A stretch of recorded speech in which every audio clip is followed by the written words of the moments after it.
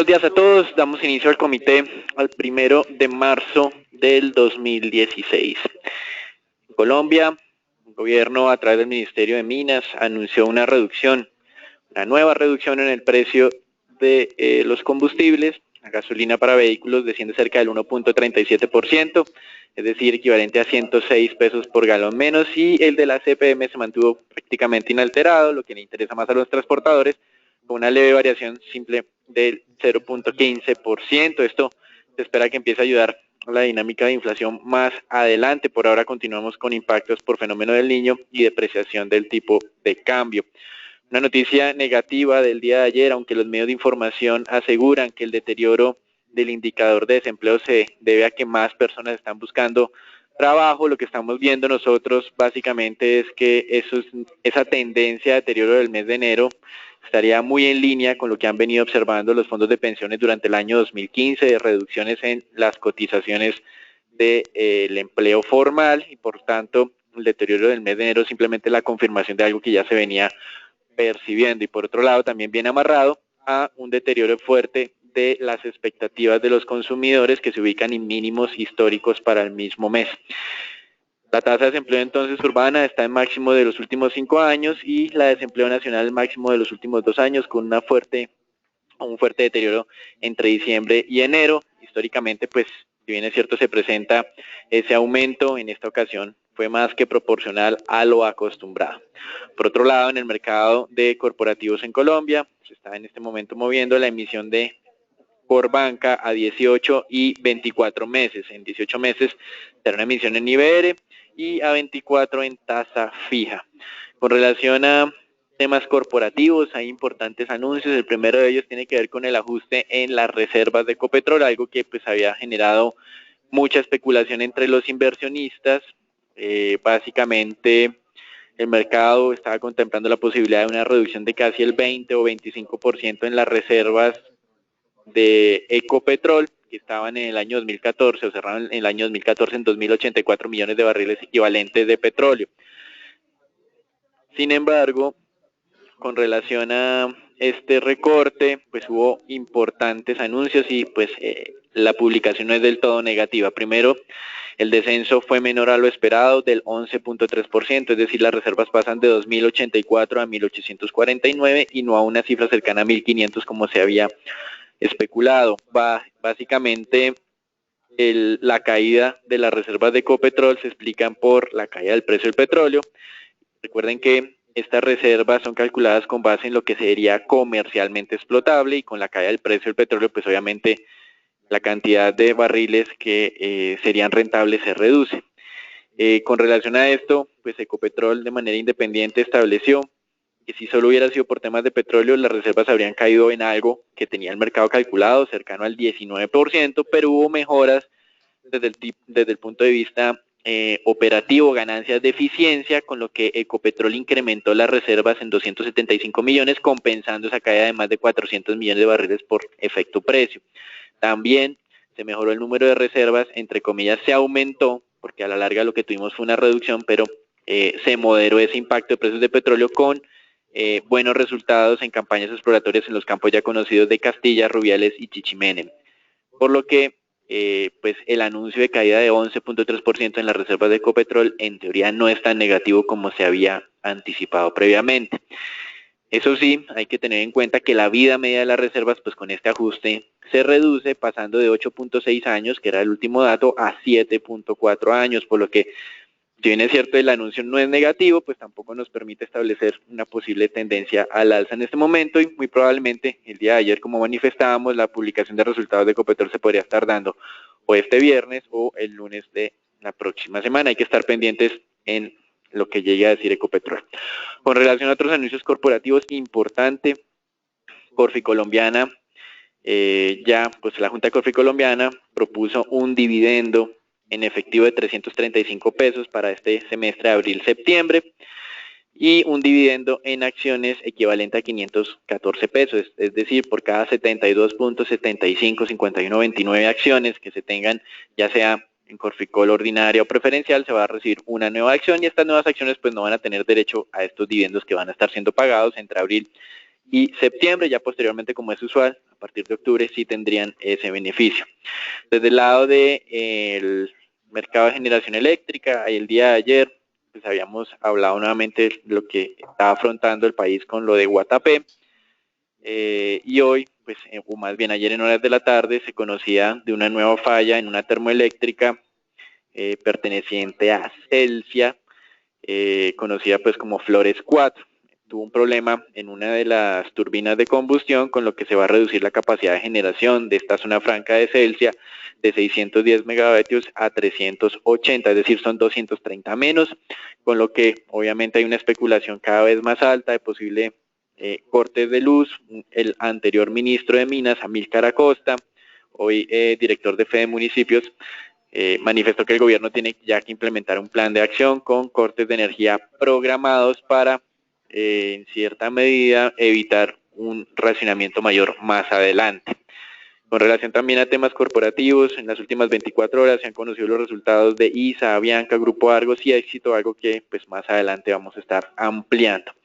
En América Latina, interesante, un nuevo deterioro en las expectativas de crecimiento de Brasil, o más bien un aumento en la expectativa de contracción de la economía brasilera, ya del orden del 3.45% para el año 2016, y solo un crecimiento leve del 0.5% para el 2017. Recuerden que las expectativas de contracción para este año estaban cercanas al 3%, y también, así como sucedió en el año 2015, se han venido deteriorando lentamente. En Argentina, un importante anuncio: el gobierno, de acuerdo al intermediario entre ambas partes, habría alcanzado ya un principio de acuerdo con los fondos de inversión, digamos, más agresivos o más ácidos. Este principio de acuerdo, pues aún hace falta algunos pasos adicionales para oficializar pues esta negociación. Entre lo que falta es que el Congreso argentino derogue 2 leyes para, digamos, destrabar el asunto, y también apruebe pues el monto de pago que va a realizar el gobierno. Para poder hacer este pago, entonces, posterior a esas derogaciones de leyes por parte del Congreso argentino, se necesita hacer una emisión por cerca de 15 billones de dólares por parte del gobierno argentino, que serán utilizados para el pago de estas acreencias. El gobierno estima que actualmente, con los acreedores que ya ha firmado o con los que pues ya tiene el visto bueno de este acuerdo, se podría hacer pago cercano a los 10 billones de dólares, y que el total de acreedores que todavía no se han acercado equivalen a otros 10 billones adicionales, es decir, en total serían cerca de 20 billones de dólares en deuda. Digamos que este anuncio es importante, destraba una negociación que llevaba cerca de 14 años, desde el momento en que Argentina hizo default, y pues podría mejorar en algo la perspectiva sobre lo que es América Latina, a pesar de lo que viene sucediendo en Brasil. Por otro lado, en Perú, la inflación se moderó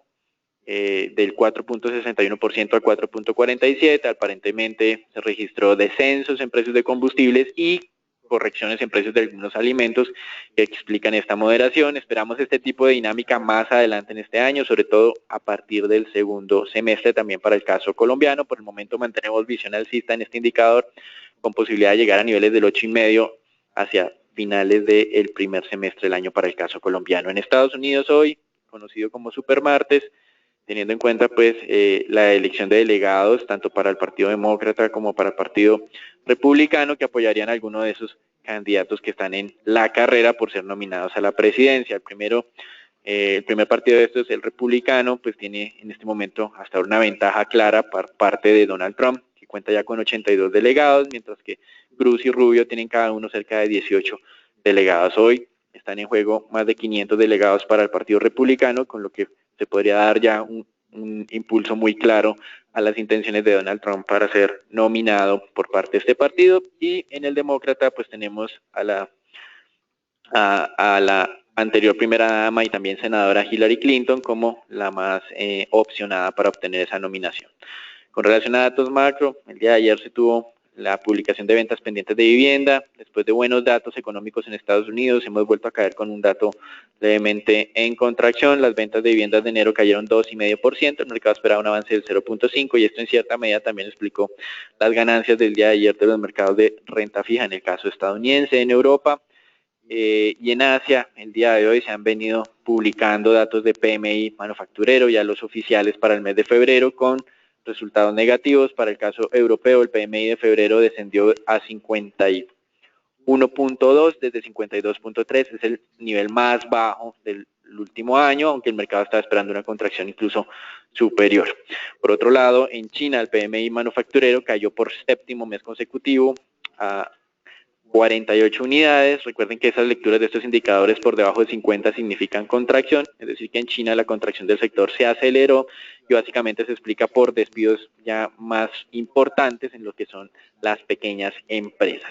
Este indicador para el caso chino alcanzó el menor nivel desde noviembre del 2011 y a lo que estábamos mencionando ayer de despidos cercanos a 1.8 millones de trabajadores en por parte del gobierno, o por lo menos en el sector de carbón y siderúrgico en China, por el exceso de capacidad que predomina en estos sectores en este país. El día de hoy, o en la madrugada de hoy, se conoció ya declaraciones oficiales de 2 ministros del gobierno con intenciones para los próximos años de reducir cerca de 6 millones de trabajadores en industrias que presentan exceso de capacidad. Entonces, digamos que este plan del gobierno para en cierta medida buscar una mayor eficiencia de su economía, continuará generando impactos negativos de corto plazo, así en el mediano y largo plazo sean las decisiones adecuadas.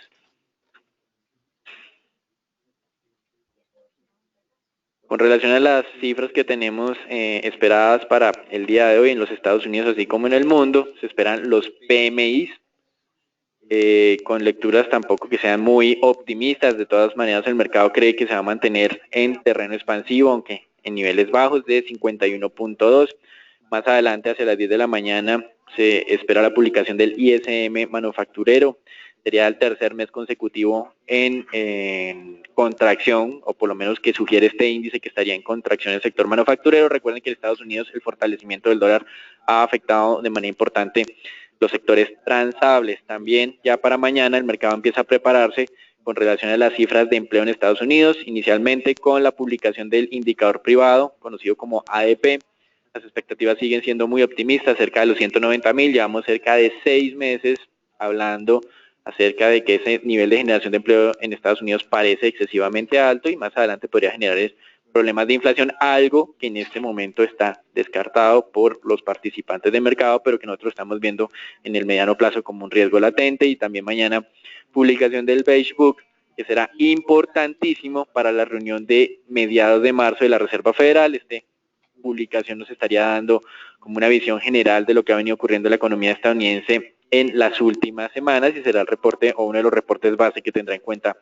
los diferentes miembros de la Reserva Federal. También ya al siguiente día tenemos indicadores de subsidio del desempleo, indicadores del ISM no manufacturero en Estados Unidos que se deterioró rápidamente en los últimos meses, aunque continúa en terreno expansivo, y sobre todo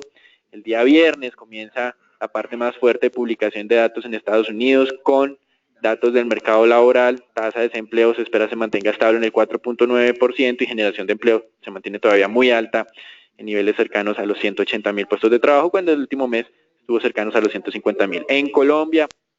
tenemos expectativas de inflación para el próximo sábado, niveles del 1.44, muy cerca a nuestra previsión inicial. Como manifestábamos ayer, estábamos en revisión de ese pronóstico, teniendo en cuenta ya la dinámica de precios del dólar durante el mes de febrero y también pues el efecto tan fuerte que se presentó de fenómeno del Niño durante el mismo periodo. Con relación a Europa, manifestábamos pues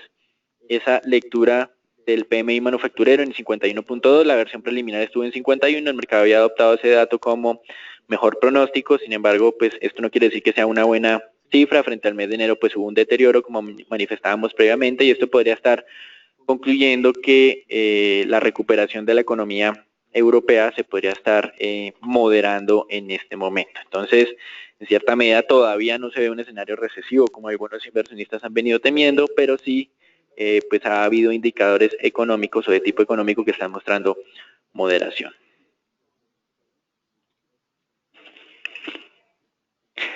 Bien, buenos días. Primero vamos a hablar entonces del comportamiento mundial de monedas, que para la jornada de hoy está siendo bien positivo para los mercados emergentes. De hecho, después de las 7 de la mañana hemos visto que el rublo ruso alcanza una valorización superior al 2%. La moneda ha venido comportándose las últimas 3 semanas de una manera bien positiva, impulsada por los buenos comportamientos en los precios de las materias primas. Adicionalmente, monedas como la rupia de India, el rin de Malasia y el peso mexicano también presentan valoraciones bien favorables. Esta mañana ya el peso colombiano alcanza una valorización del 0.52%,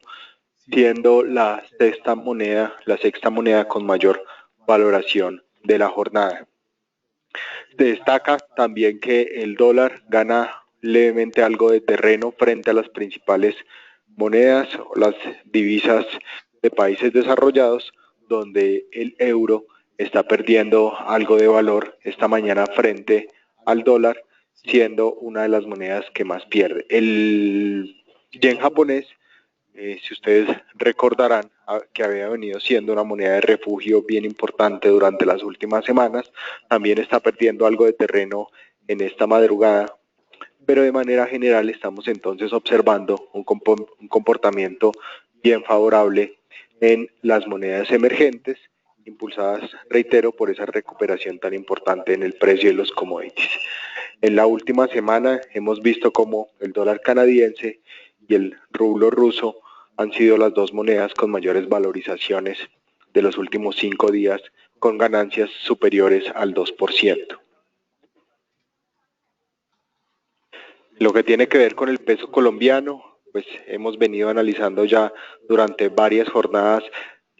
este canal en la parte baja, zona tan importante de 3.300 que en la jornada de ayer fue vulnerada de acuerdo y en línea con las expectativas planteadas por GSC, donde mantenemos una visión bajista en el corto plazo. Recuerdo aquí que es bien importante, después de haber observado esa ruptura y el cierre que observamos ayer en la zona de los 3.290 pesos, también ver cómo el tipo de cambio podría ir a buscar la parte baja del canal sobre los 3.250. De hecho, esta mañana ya lo estábamos viendo ahí, el tipo de cambio abrió sobre los 3.260 pesos. El mercado entonces se mantendrá en este canal bajista, y aquí importante también tener presente la relevancia de esta zona psicológica y objetivo para fin de año planteado por GSC sobre 3.200. No descartamos que estos buenos desempeños, como ustedes saben, en el precio del crudo de manera principal, que ha venido obteniendo una valorización durante las 11 últimas jornadas, pudiera presentar retrocesos que ayudaran también el tipo de cambio a respirar de esta fuerte bajada que ha presentado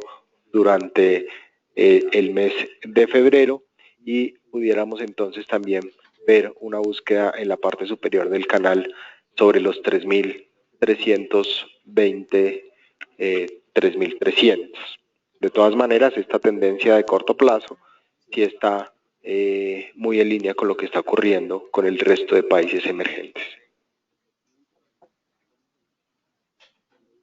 En lo que tiene que ver con el mercado mundial de petróleo, varios datos importantes. En la tarde de ayer se dio a conocer que por primera vez desde el mes de noviembre del 2014, Estados Unidos reduce levemente su producción de crudo en cerca de 43.000 barriles por día a 9.2 millones de barriles diarios.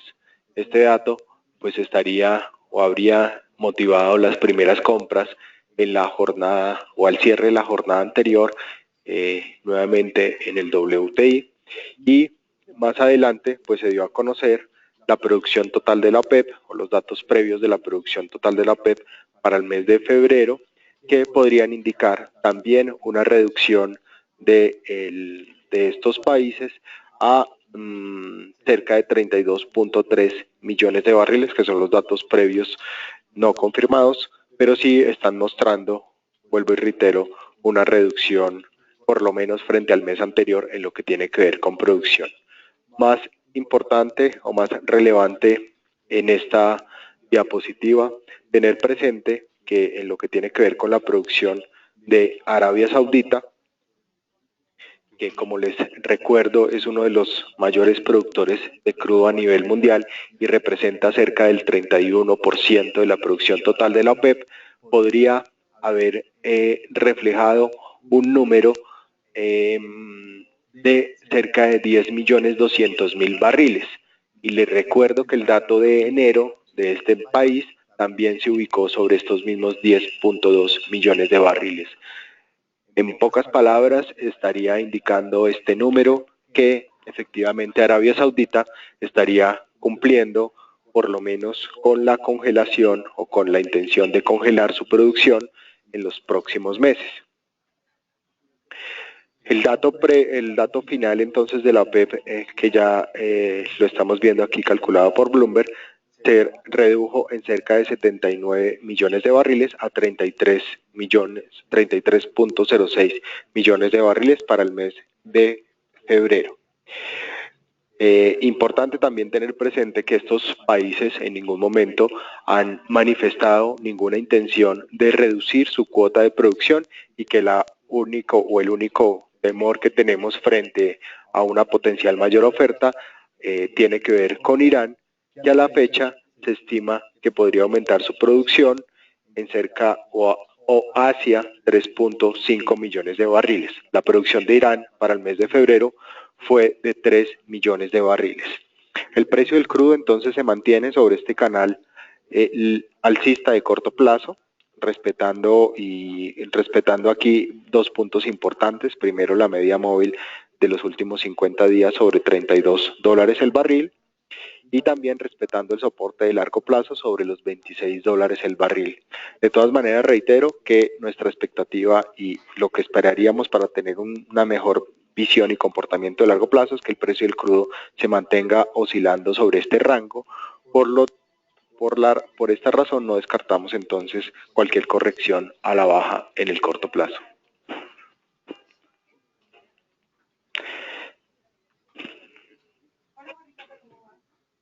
Bueno, con relación al mercado de bonos, hoy estamos viendo algo de corrección frente a lo que estaba sucediendo el día de ayer en tasas de tesoros y de títulos europeos. Aquí estamos viendo claramente el mapa con algunas pérdidas en los mercados de referencia: Alemania, Estados Unidos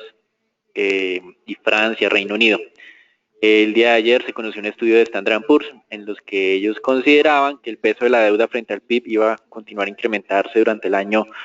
2016. Por lo tanto, establecía a países como Estados Unidos, China, Brasil e India que se apoyarán en ese endeudamiento para continuar dinamizando en algo sus economías. Esto es bien interesante, pues en los Estados Unidos lo que hemos estado nosotros recibiendo recientemente han sido ajustes en el tema de finanzas públicas, pero no desde el lado de la expansión, sino más bien del control de gastos. Entonces, digamos que es interesante ver esta visión un poco más optimista frente a lo que es la política fiscal y los beneficios que podrían tener para el crecimiento económico. Entonces, esto básicamente está calculando Standard & Poor's un incremento del endeudamiento mundial cerca de un 2%, 42 billones o más bien trillones de dólares de endeudamiento, con lo que podría pues generar un impacto positivo. Mientras tanto, también está definiendo otras zonas: Japón, Europa, países como México, verían reducciones en el endeudamiento, compensando pues también o mostrando cierta coherencia con relación a lo que se ha venido manifestando en control de tema fiscal. Recuerden que Europa en este momento, y pues una de las críticas que ha venido recibiendo, sobre todo Alemania, es que no debería estar implementando una política fiscal tan estricta y debería ser más laxo para incrementar el crecimiento, mientras que a países como México, Brasil, Colombia, lo que se le está solicitando es todo lo contrario, de ajuste de finanzas, teniendo en cuenta la caída en sus ingresos provenientes de ventas de materias primas. Eso es todo por ahora. Nos dejamos con Felipe. Buenos días a todos. En el día de hoy vemos cómo los test del 2024 ya operan a niveles del 862, 863, ratificando el movimiento de la visión bajista que les venimos diciendo desde hace una semana. Hoy el Ichimoku cruza al 874.5, el del 882. En esta gráfica todavía no lo podemos ver porque esta es con cierre de ayer, pero en la del movimiento de hoy ya la línea morada cruza la línea amarilla al 874.5, que es un indicador de una fuerte tendencia que nos puede llevar a ubicarnos en la parte alta de la nube, que es el 840. Por eso seguimos manteniendo nuestra visión de compra. Niveles cercanos a entre el 870 y 875 serían ideales de compra. Recordar que mañana tenemos subasta de VRs por 350.000 millones. Por fin salen los del vencimiento 2035. Recuerden que desde enero estaban pactados para salir, pero han venido retrasando esa emisión. Mañana por fin salen los 2035, toda la emisión es en esos papeles. Recordar, no hacer cortos en esta zona y esperar la llegada al 840. El único punto que nos va a tener todavía con dudas va a ser el dato de inflación del sábado, aunque creemos que después del dato de inflación y ya todo el mundo sepa cómo van a ser causados los 3 primeros meses, generará más confianza aún para un segundo trimestre muy bueno en renta fija. De resto, desearles a todos un excelente día y muchas gracias. Los dejo con Daniel, perdón. Bueno, los mercados de renta variable hoy están registrando repunte luego de una primera jornada de semana con tendencia a la baja. Esto a pesar de esos indicadores de PMI que estábamos viendo el día de hoy con tendencia a la baja tanto en Europa como en China y la expectativa de que pueda suceder lo mismo en los Estados Unidos. Con base en esto, pues los mercados están tomando es como si fuera algún tipo de placebo en el que consideran que se vienen más estímulos monetarios. El día de hoy pues están con variaciones positivas, Europa superiores al 1%, China también superiores como un 2%, es decir, hubo una buena reacción. Desde el lado de anuncios corporativos, Barclays, uno de los principales bancos en Reino Unido, anunció la venta de su participación en África. Citigroup continúa con sus ventas de participaciones en mercados emergentes, en este caso en China, realizará la venta de una participación en un prestamista en este país, por el que recibirá cerca de 3 billones de dólares, es decir, todo ese proceso de expansión desde el año 90 hasta hoy de las principales entidades financieras de los mercados desarrollados en mercados emergentes se está en este momento contrayendo. Recuerden la semana pasada la decisión de vender el negocio de banca minorista de Citigroup en América Latina o los países que le quedaban como Brasil, Argentina y Colombia. Eso es todo por ahora, los dejamos con Agustín. En el mercado mundial, en el mercado accionario, colombiano, estamos viendo cómo nos mantenemos aquí sobre la zona de resistencia en los 1.250 puntos. Bien interesante ver varios resultados corporativos, por esa razón los invito a escuchar a Ricardo a continuación y aquí simplemente voy a destacar de una manera rápida el buen comportamiento que tuvo ISA, donde los resultados, como ustedes ven, fueron históricamente altos y aquí simplemente recordarles una recomendación de compra que habíamos enviado desde el 12 de enero, donde reiteramos nuestro precio objetivo sobre los 8.600 pesos.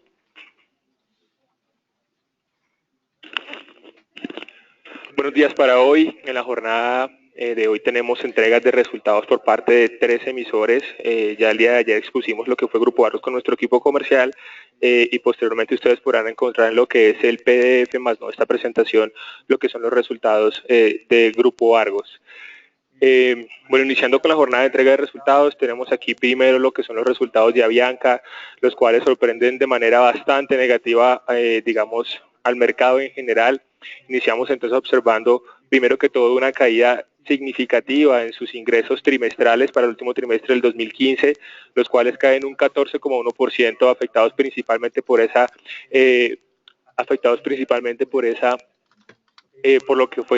lo que es ese desempeño negativo de los GIS durante todo el año y adicionalmente durante el último trimestre se observó una disminución en lo que fueron los ingresos por carga, es decir, que los ingresos del último trimestre han impactado de forma negativa tanto por ingresos por pasajeros como los ingresos por carga. De esta forma, entonces, lo que son ya los ingresos anuales de la compañía se disminuyen en un 7,3% frente a los del 2014. Por el lado operacional, vemos aquí que los costos por combustibles pues continúan mostrando su variación negativa teniendo en cuenta la coyuntura normal de los precios del crudo y finalmente observamos aquí lo que es un incremento muy significativo en los gastos operacionales de la compañía en el último trimestre del 2015, del cual pues se está hablando en estos momentos en lo que es la teleconferencia que se está realizando, que inició a las 8 de la mañana y pues se estima que termina alrededor de las 9 de la mañana o inclusive en una hora posterior. De esta forma, entonces, lo que son los gastos operacionales de la compañía para el año aumentan en un 1,9%, de manera, pues, digamos, de manera leve, teniendo en cuenta esos ahorros por combustibles que se presentaron durante todo el año y ya la utilidad operacional presenta una disminución significativa teniendo en cuenta la disminución de ingresos de un 21,7%. Entonces lo que puede ser el desempeño operacional de Avianca para el año 2015 es negativo, teniendo en cuenta aquí la disminución del EBITDA en un 7,6% y la disminución entonces de la utilidad operacional en un 21,7%. El gran impacto y lo que sorprende es el incremento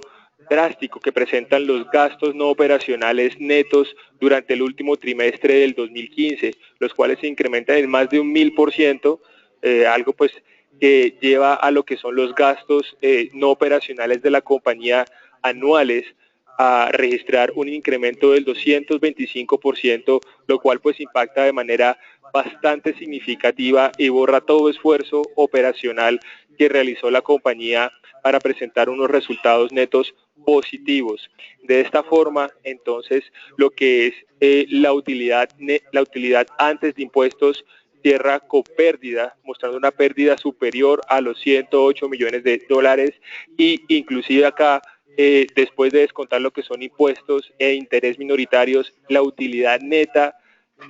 para el periodo del 2015 es negativa y presenta una pérdida pues que es significativa y que sorprende a todo el mercado y que debería sorprender a todo el mercado. La variación entonces sería de un menos 208% en el resultado neto anual para Avianca y pues aquí mencionarles que hay que tener bastante cuidado con lo que será la jornada de hoy, teniendo en cuenta que este impacto en gastos no operacionales puede llegar a ser contable y por tanto digamos que valdría la pena de pronto revisar un poco más a fondo y preguntar en lo que se está realizando ahora el call conference a qué se debió este gran impacto en gastos no operacionales. Entonces mucho cuidado sobre este emisor y estar muy atentos a cómo se desarrollará la jornada de hoy y a los avances que estaremos dando sobre estos resultados posteriormente a nuestro equipo comercial. En cuanto a ISA, vemos que sus resultados del 2015 fueron bastante positivos, observamos un incremento en los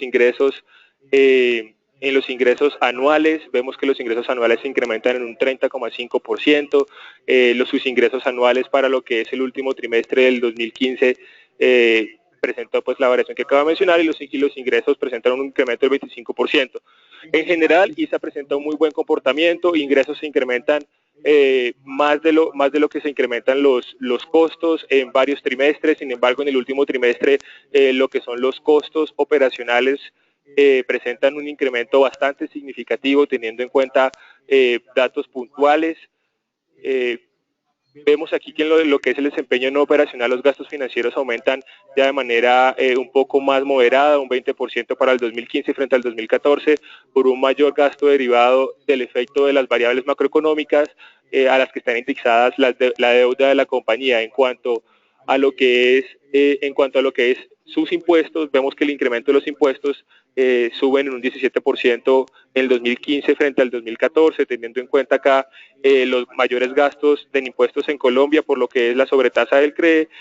mayores impuestos en Perú y Brasil y finalmente lo cual fue un poco compensado por lo que fueron una disminución de impuestos en Chile. Finalmente, entonces, tenemos lo que es el resultado neto. La compañía muestra un crecimiento sano y sostenible de sus ingresos durante el 2015, mientras que sus costos y gastos operacionales se ven afectados por efectos tanto de base comparable y puntuales, tales como lo son el impuesto a la riqueza en Colombia y el costo derivado en Brasil. Y aún así es bastante importante mencionar que la compañía logra mostrar lo que es un buen desempeño operacional. Finalmente, lo que son el buen manejo no operacional da un impulso a la compañía para presentar lo que es una utilidad neta récord durante el año 2015 y lo que muestra un incremento entonces de un 38% en comparación con el año anterior. Esto pues sin duda alguna entonces traerá lo que son efectos positivos en el precio de la acción, los cuales pues les recordamos tenemos una recomendación de compra actualmente con un precio objetivo de 8.600 y esperaríamos que muy posiblemente en las próximas jornadas esta acción esté alcanzando ese precio objetivo. Finalmente, en cuanto a éxito, tenemos entonces ya lo que son sus estados de resultados, un comentario aquí para los resultados del trimestre. observamos aquí que los resultados pues muestran lo que es una importante contracción de márgenes de rentabilidad, los cuales pues se contraen de forma generalizada, teniendo en cuenta aquí que desde un inicio sus costos de venta se incrementan en mayor medida que sus ingresos operacionales. Lo que es destacable, sin embargo, es pues mostrar aquí que la utilidad neta, ya después de descontar lo que son impuestos e interés minoritario, se incrementan en 1.3%. Para sus resultados trimestrales podríamos, digamos, que dar una lectura de pronto un poco débil, teniendo en cuenta que lo que es el desempeño de Colombia puede mostrar también puede ya estar mostrando cierto tipo de debilidad, adhiriendo a lo que es el desempeño, entonces, lo que fue el desempeño en Brasil, que también mostró cierto tipo de debilidad. Sin embargo, sus resultados anuales, pues sí muestran cierta fortaleza, a pesar de mostrar una contracción en márgenes bastante importante también de forma generalizada. Lo que es la utilidad neta, pues ya se incrementa en un 15%, y pues más aún lo que importa también acá es que los dividendos también aumentaron en un 16%. Entonces, en general, los resultados anuales de Grupo Éxito, pues están mostrando, digamos, o mostraron lo que fue un buen desempeño durante el 2015, cuando de pronto se esperaba lo que fuera un desempeño débil sobre este emisor. En nuestro calendario de resultados vemos aquí que el día de mañana tendremos lo que son los resultados de Isagen, que fue postergado por la compañía después de un comunicado por parte de Relación al Inversionista. Eso es todo por ahora. Muchas gracias por asistir a nuestro comité diario GSC del día de hoy.